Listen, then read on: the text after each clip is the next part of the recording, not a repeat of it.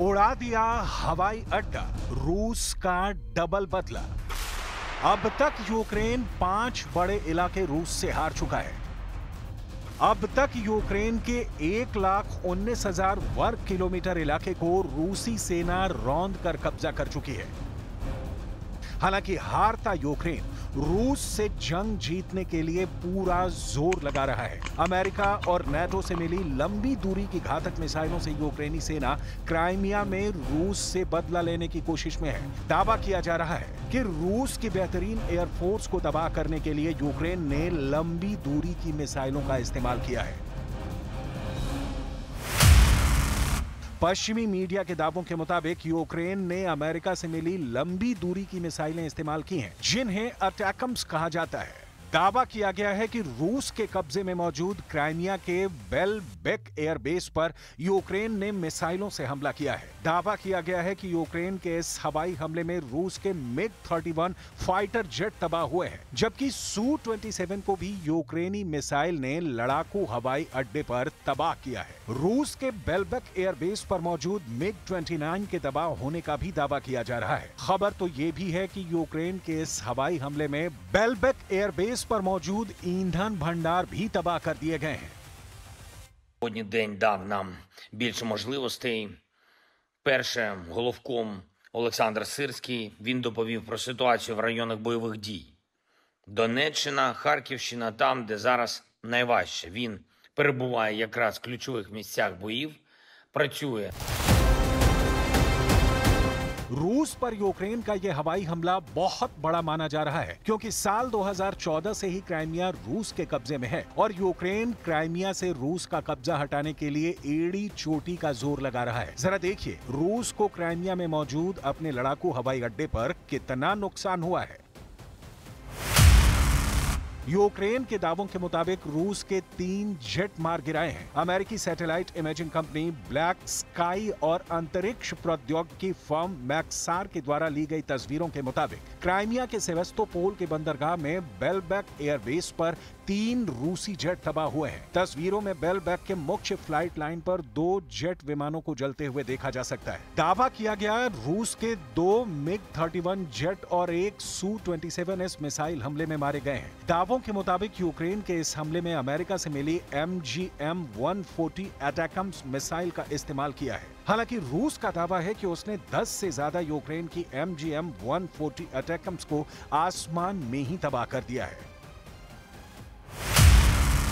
आधा यूक्रेन जीता, पूरा यूक्रेन बाकी है। यूक्रेन भले ही इस हमले पर इतरा रहा हो, लेकिन हकीकत में यूक्रेनी सेना रूस के सामने टिक नहीं पा रही है। पिछले 72 घंटों में भीषण हमलों से पुतिन ने ज़ेलेंस्की को दिखा दिया है कि यूक्रेन को अमेरिका और नाटो के 32 देश मिलकर भी बचा नहीं पाएंगे।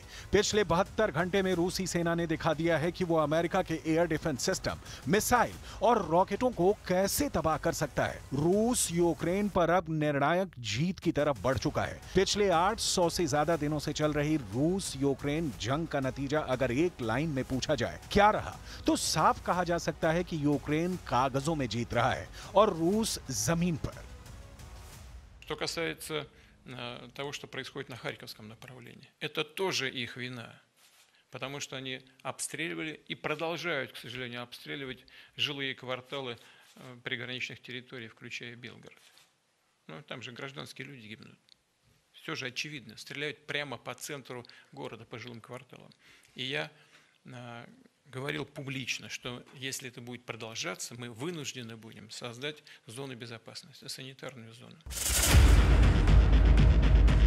जमीन पर रूसी हमलों ने यूक्रेन के चीथड़े उड़ाकर रख दिए हैं। 5वीं बार रूस का राष्ट्रपति बनने के बाद से अचानक रूस के हमले यूक्रेन पर 5 गुना तेजी से हो रहे हैं। जानकारों के मुताबिक 24 फरवरी 2022 के बाद से पहली बार रूस ने इतने भीषण हमले किए हैं। यूक्रेन के राष्ट्रपति ज़ेलेंस्की तक मान चुके हैं कि इस वक्त खार्किव में रूस के हमले चारों तरफ से हो रहे हैं। रूस के फाइटर जेट और ड्रोन यूक्रेन में घुसकर हमले कर रहे हैं। जमीन पर टैंक, पैदल सेना, खाना और रूसी रॉकेट आर्मी ने यूक्रेनी सैनिकों की कमर तोड़कर रख दी है। हैरानी की बात तो यह है कि पिछले 48 घंटे में रूस ने समंदर से मौजूद अपनी पनडुब्बी से बुलावा बैलिस्टिक मिसाइल, जिसे RSM-56 नाम से भी जाना जाता है, उससे भीषण हमले किए हैं। हम आपको बताएंगे कि रूस ने खार्किव में कितने इलाके पर कब्जा कर लिया है, लेकिन उससे पहले ये जान लीजिए कि पुतिन ने अपनी बुलावा मिसाइल को कितनी दूरी से यूक्रेन पर हमला करने में इस्तेमाल किया है।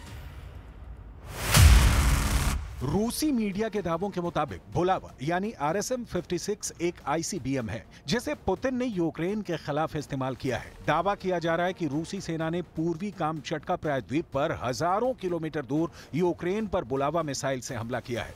लगभग 5600 किलोमीटर दूर से रूसी पनडुब्बी ने एक के बाद एक कई बुलावा मिसाइलें दागी, जिन्होंने यूक्रेन के खार्किव में भारी तबाही मचाई है। ज़ेलेंस्की रूस की बुलावा मिसाइल के हमले से बुरी तरह से घबरा गए हैं।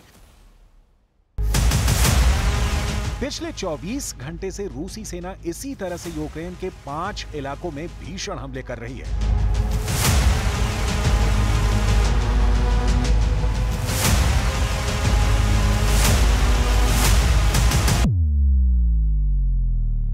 हालात ये हो गए हैं कि यूक्रेन के Donetsk, Kherson, Kharkiv, Sumy, Donbas इलाके में रूसी सेना ने जमीन और आसमान से ताबड़तोड़ हमले शुरू कर दिए हैं। आग बरसाते रॉकेट, कोहराम मचाते तोप के गोले, खार्किव में धड़धड़ाते रूसी टैंक ने यूक्रेनी सेना के चीथड़े उड़ा दिए हैं। ये तस्वीरें साफ दिखा रही हैं कि रूस कितने भीषण हमले पिछले 24 घंटे से यूक्रेन के 5 इलाकों में कर रहा है। जरा इस वीडियो को भी देखिए। रूस के भीषण हमले के बाद तबाह खार्किव के रिहायशी इलाके रूसी आग में जल रहे हैं। हालात ये है कि यहाँ यूक्रेन के लोग तेजी से इलाके खाली कर रहे हैं। इस वक्त यूक्रेनी सेना जंग लड़ने से ज्यादा अपने लोगों को बचाने में जुटी है। बसें भर भर कर लोगों को रूसी हमलों से बचाया जा रहा है। Я оглохла. Мы же заберем его оттуда. Вместе с вами. Я лежала на дивані, якраз надо мною все потолки. Особливо оці 2 дні, такий день і ніч, страшно, що робиться. Хай Бог милує її країну. Лежиш і думаєш, чи вб'ють час, чи через час. रूस के लिए यूक्रेन का युद्ध वजूद का युद्ध बन चुका है। युद्ध तीसरे साल में प्रवेश कर चुका है। रूस को बहुत बड़ी संख्या में अपने सैनिकों को खोना पड़ा है, लेकिन उसके बावजूद निडर, जिद्दी और दमदार पुतिन ने न सिर्फ देश के आर्थिक हालातों को संभाला, बल्कि अमेरिका और नेटो के अरबों डॉलर के हथियारों की बखिया उधेड़ कर रख दी है। और साथ ही रूस के स्पेशल मिलिट्री ऑपरेशन से यूक्रेन को वो नुकसान पहुंचा दिया है जिसकी अमेरिका और नेटो ने कल्पना तक नहीं की थी। इस बीच यूक्रेन ने खार्किव फ्रंटलाइन के कमांडर को भी बदल दिया है। यूक्रेनी सशस्त्र बलों के commander in chief colonel general Oleksandr Syrskyi ने क्षेत्र में स्थिति को मुश्किल बताया है। ये भी माना जा रहा है कि आने वाले समय में ये लड़ाई कोई निर्णायक मोड़ ले सकती है। इधर यूक्रेन के लुकियान्स्की और वोवोचैनस्क के कुछ इलाकों में रूस के हमले से बचने और यूक्रेनी सैनिकों की जान बचाने की कोशिशें हो रही हैं। यहाँ तक कि अमेरिका भी रूस के ताजा भीषण हमलों से सन्न रह गया है। अमेरिका के विदेश मंत्री एंटनी ब्लिंकन ने यूक्रेन को भरोसा दिलाया है कि यूक्रेन का साथ अमेरिका नहीं छोड़ेगा। Putin is ramping up yet another offensive against Ukraine in Kharkiv and across the east, sending wave after wave of Russian soldiers, Iranian drones, North Korean artillery, and tanks, missiles, and fighter jets built with machines and parts supplied by China. अब आप ये भी जान लीजिए कि रूस ने Ukraine में कहां-कहां पूरी तरह से कब्जा कर लिया है। एक मीडिया रिपोर्ट में कई यूक्रेनी पत्रकारों का हवाला देते हुए बताया गया कि बोरिसिविका, ओहेड्से, पिलना और स्ट्रीलेचा के गांवों को शुक्रवार को 10 मई के दिन रूसी सैनिकों ने कब्जा लिया था। रूस ने यह भी दावा किया कि उसने प्लेटेनिविका पर भी कब्जा किया है। कुल मिलाकर यूक्रेन ने भले ही क्राइमिया में रूस के लड़ाकू हवाई अड्डे को भारी नुकसान पहुंचाया हो, लेकिन ये भी हकीकत है कि रूस के तूफानी हमलों ने यूक्रेन के वजूद पर बहुत बड़ा खतरा खड़ा कर दिया है।